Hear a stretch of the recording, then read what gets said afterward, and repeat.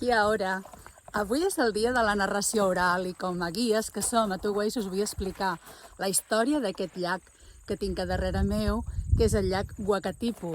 És el llac que hi ha aquí a l'illa del sud. Doncs diu la llegenda que al principi us sonarà una mica coneguda, s'assembla una mica a la de Sant Jordi. Diu que hi havia un cap de tribu dels iwis, Naitahu, que tenia una filla i que l'estimava moltíssim. Tant l'estimava que, a la vila només es parlava d'aquesta noia. Una tanifa que vivia aquí a prop entre aquestes muntanyes. La tanifa ja sabeu pel Sant Jordi de l'any passat que són aquests éssers màgics que hi ha a la cultura maori. Doncs aquesta tanifa es va encarinyar de la filla del cap de la tribu i la va segrestar. Però aquesta noia estava enamorada del Matakauri, que era un guerrer també d'aquesta zona. El directe té això, té altres sons. Doncs el Matakauri, quan va assabentar-se de que la filla del cap de la tribu havia estat segrestada, es va posar molt nerviós i el cap de la tribu va dir: doncs mira, Matakauri, si tu aconsegueixes alliberar la meva filla, et podràs casar amb ella.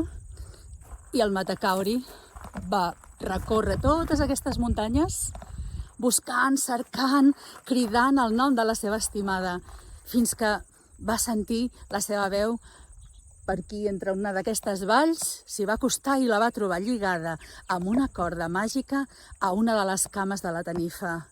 En aquell moment, quan ella la va veure, li va dir: no t'acostis, que despertaràs a la tanifa i et matarà tu també, no t'acostis. I ell li va dir: no em preocupa això, jo et vull salvar tu. Aleshores, amb una de les seves destrals de punamo, com aquestes...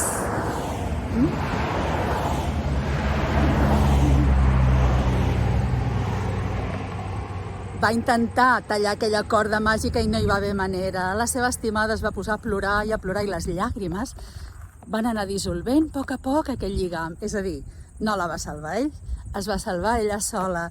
Van córrer per aquestes muntanyes de la mà fins a arribar al poblat i sí, es van casar.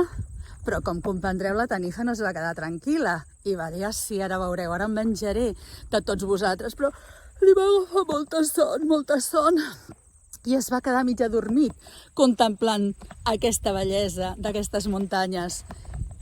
I el Matakauri va dir: ara és la meva, ens desfarem per sempre d'aquesta tanifa tan dolenta.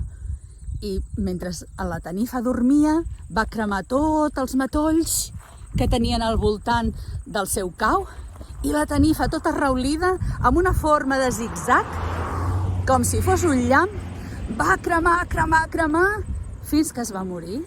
Però no es va morir del tot.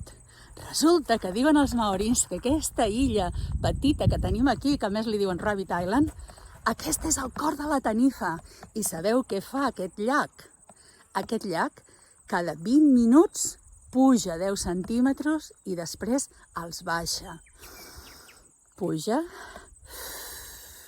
i baixa. És un llac que respira i que creiem que encara batega el cor d'aquesta tanifa. Un bategar que fa de molt bon mirar. Que passeu un bon dia de la narració oral i que no deixeu mai d'escoltar històries. Qui ara, des de Two Ways Tours, aquí a Nova Zelanda.